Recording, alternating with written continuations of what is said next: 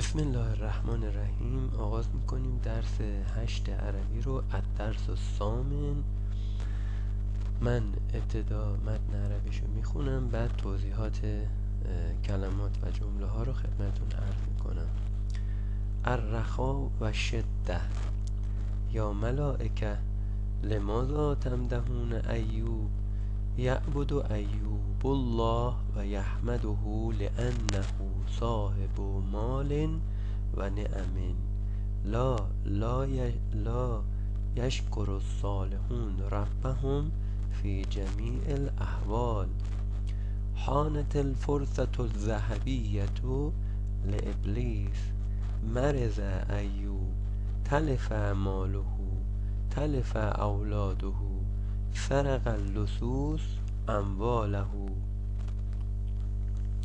جاء ابلیس یا ایوب الی متی تصبر علی هذا البلا فقدت اموالک و اولادک و سلامتک و مع هذا تشکر الله و تحمده. حضرت ایوب میگه که اعوذ بالله من الشیطان الرجیم لا فائده. ابلیس اینجا صحبت میکنه. لا فائده هو کالجبل اذهب الى زوجته. زن همسر حضرت ایوب هم میگه که الامتا. ابلیس اول به همسرش میگه الامتا تصبرین موته قریب. همسرش میگه لا تصبر الزوجة الصالحة علی قضاء الله. عظم البلاء و صعب مرضه فترکه الجمیع کیف احصل علی الطعام و الدواء ماذا افعل بحث ایوب لا شیء فقال اعوذ بالله من الشیطان الرجیم انی مسنی الضر و انت ارحم الراحمین. بعد سنوات جاء الفرح لقد نجح ایوب فی الامتحان. نعم اعوذ بالله من الشیطان الرجیم ان مع العسر یسرا ذهب المرض و رجعت الصحة والسلامة الى ایوب. اعوذ بالله من الشیطان الرجیم نعم العبد انه اواب. خب اما ترجمه.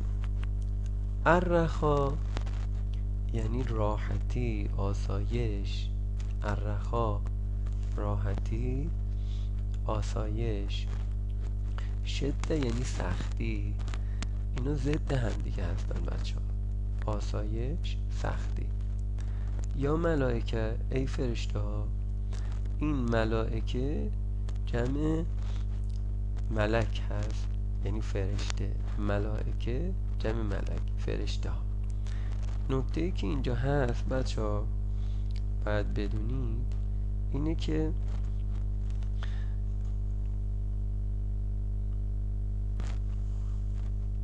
این هست که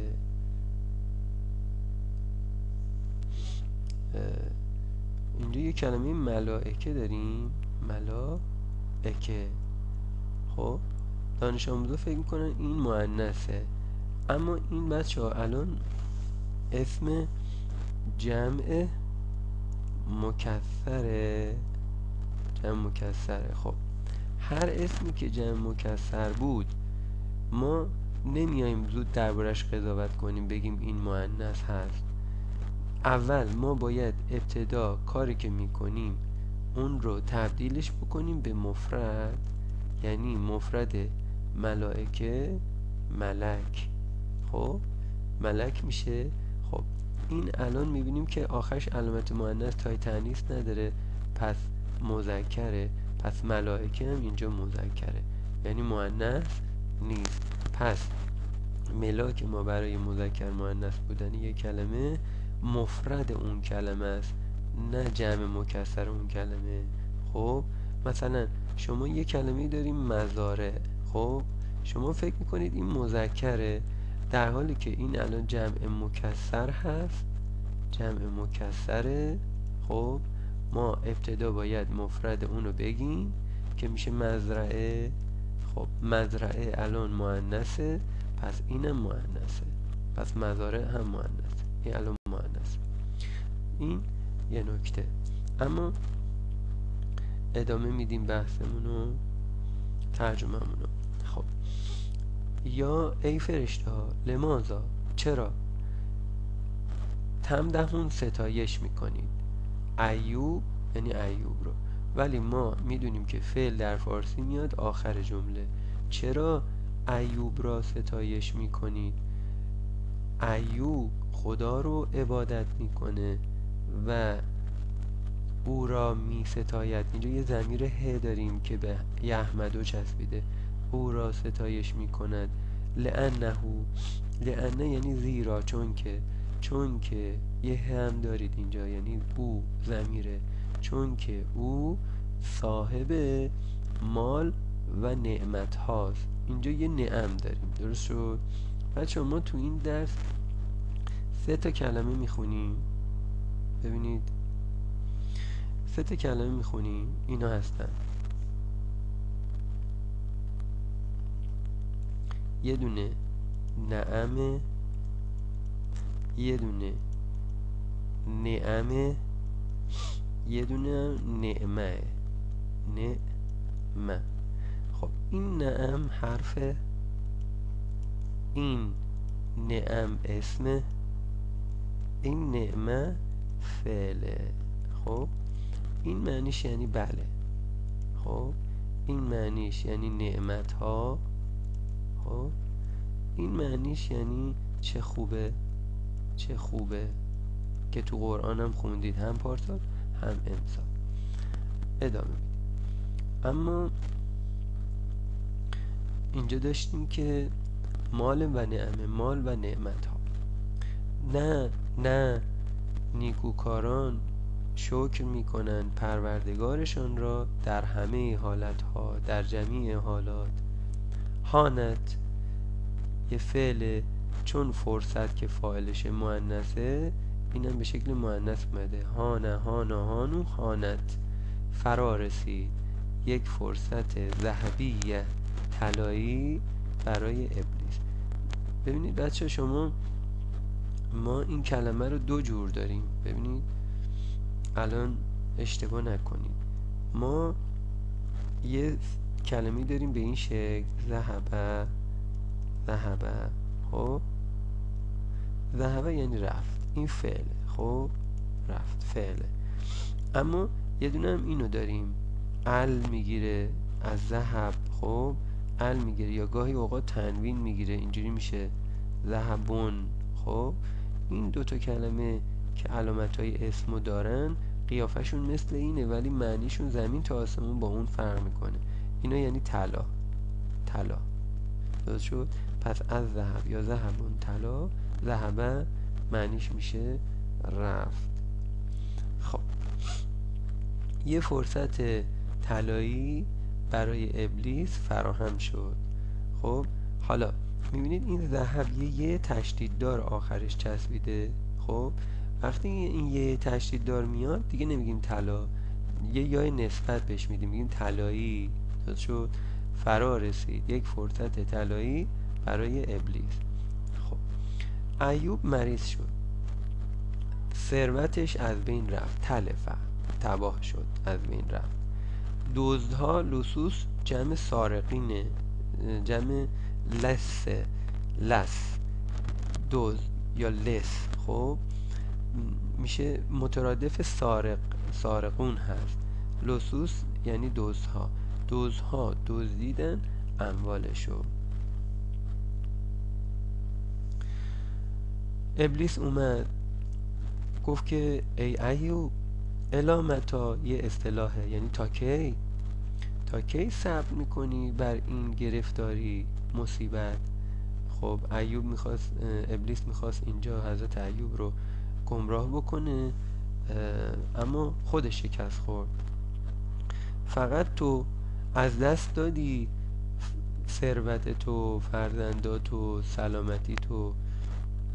و معهازا یعنی با این وجود، و با این وجود تشکر الله، خدا رو شکر میکنی و او رو میستایی. حضرت ایوب برای اینکه فریب شیطان نخوره گفت اعوذ و پناه میبرم به خدا از شیطان رانده شده. هیچ فایده ای نداشت. خب آقای چمچی، این لا رو شما چرا هیچ معنی میکنید؟ از کجا میفهمید که این لا معنی هیچ میده؟ خب لا که یعنی نه. میگیم که هر وقت بعد از لا یه اسمی بیاد الف و لام نداشته باشه، تنوین هم نداشته باشه، آخرش هم صدای ا داشته باشه، این لا رو هیچ معنی میکنیم. مثل لا اله، یعنی هیچ خدایی نیست. مثل لا شیء، یعنی هیچ چیزی نیست. اینجا میگیم لا فایدته، هیچ فایده ای نداشت. هو او که یعنی ماننده، اون مثل کوهه. جبل هم که میدونید کوه. میروم به سوی همسرش. حالا ابلیس اینجا شکست خورد از حضرت ایوب، خواست که از طریق همسرش حضرت ایوب رو فریب بده. اومد پیش همسرش گفت که الامتا، تا کی صبر میکنی؟ مرگش نزدیکه، یعنی مرگ حضرت ایوب. این هه برمیگرده به حضرت ایوب. همسر حضرت ایوب گفت نه، همسر نیکوکار یا زن نیکوکار صبر میکنه بر سرنوشت خدا، سرنوشت الهی، بر قضا و قدر الهی، بر تقدیر الهی. خب عظم البلا. خب اینجا یه عظمه داریم، یعنی شدت گرفت، سختی، مصیبت. و مریضی حضرت ایوب، مریضیش سخت شد، خب مشکل شد، دشوار شد. فترکه الجمیع، پس همه، جمیع همه، یه ه اینجا داریم، او را رها کردن. کیف احصلو، حضرت ایوب میگه که چگونه به دست بیارم غذا و دارو، یا چگونه غذا و دارو به دست بیارم. توی عربی این حصله همیشه با علا میاد بچه ها، یعنی به دست آوردن. چگونه غذا و دارو به دست بیارم، چه کار کنم، ماذا افعلو، چه کار کنم. ایوب خیلی جستجو کرد. لا شیء، هیچ چیزی نیست، همون چیزی که قبلا براتون توضیح دادم. فقال، پس گفت انی مسنی الضر. لغت معنی میکنم انی یعنی ان، یعنی همانا، یش یعنی من، مس یعنی با من برخورد کرده، با من لمس کرده، تماس گرفته شده، یه من.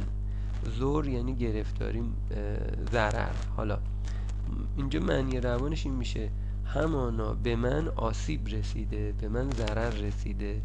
و انت، و تو، ارحم الراحمین، مهربانترین مهربانان هستی. سالها بعد از سنوات، سالها بعد، همیشه اینجا سنواتو بیایید اول معنی کنید، بعد و دوم معنی کنید. سالها بعد، شادی برگشت. لقد، گفتیم لقد تأکیده تو عربی، یعنی قطعا، مسلما.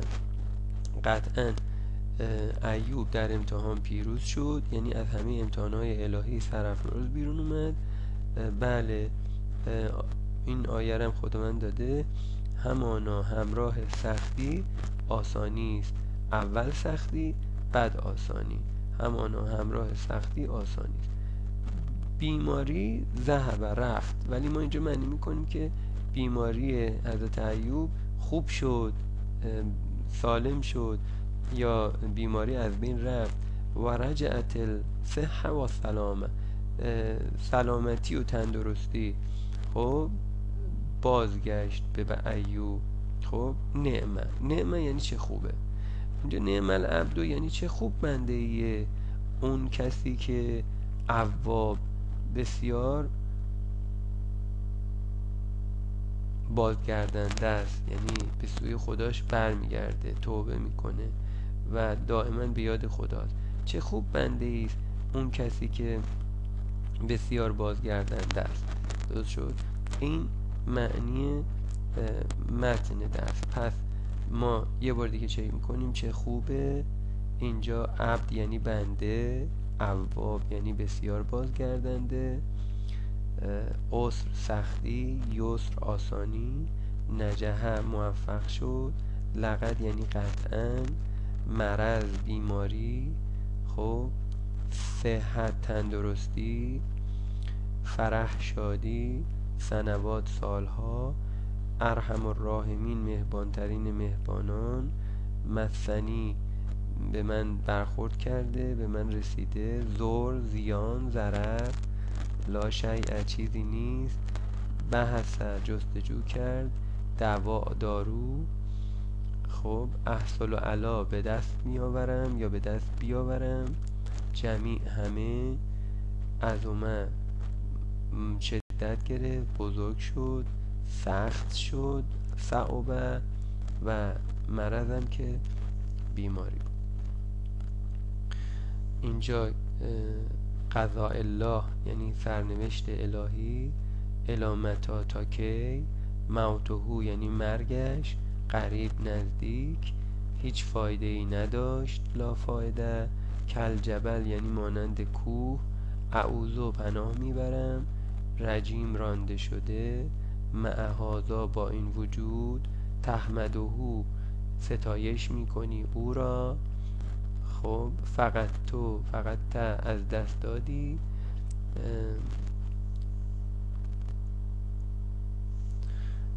لصوص دزدا، جمع لسه یعنی دزد، هم مترادفش هم سارقین یا سارقون، تلفه از بین رفت تلف شد، ذهبیه گفتیم طلایی، حانت یعنی فرا رسید، خب اینجا نعم نعمت ها، یحمدهو می ستاید او را، لانه زیرا که او، تمدحونه می ستایید ملائکه فرشته ها، این دوتا هم مترادفن، راحتی و آسایش، سختی رخا، راحتی و آسایش سختی، این مترادف هم این تو درسه قبل داره، خب رخا رقد، اگه یادتون باشه تو درس اصحاب کهف رقد درست شد، این هم. اما لغات مشکلی که احیانا توی تمرین ها شاید وجود داشته باشه، من خدمتون عرض میکنم تو این تمرین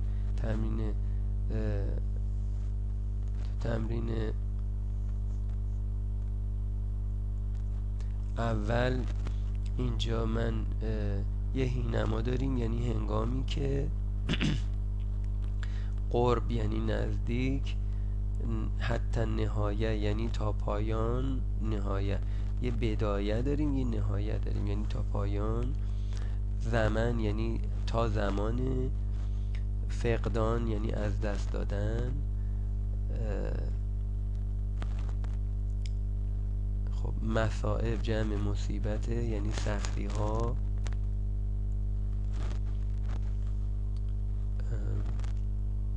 اینجا لغت سختی نداریم، وجه یعنی صورت،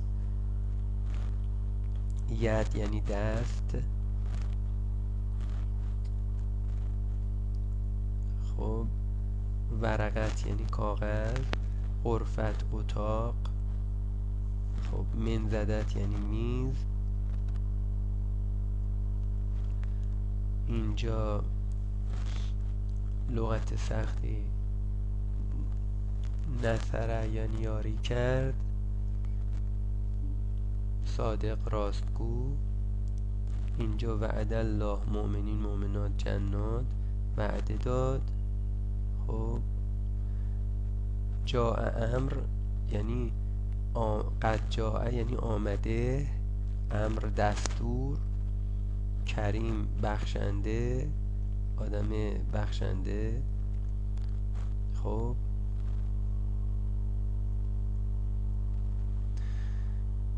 خب مصائب رو گفتیم یعنی مصیبت ها گرفتاری ها، خوف ترس،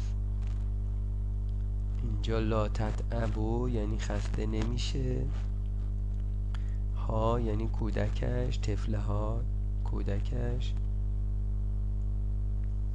انتصار یعنی پیروزی، زهقه یعنی از بین رفت، نابود شد، لقد رضیه یعنی قطعا خداوند راضی شد.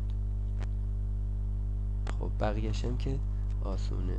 السلام علیکم و رحمت الله و برکاته.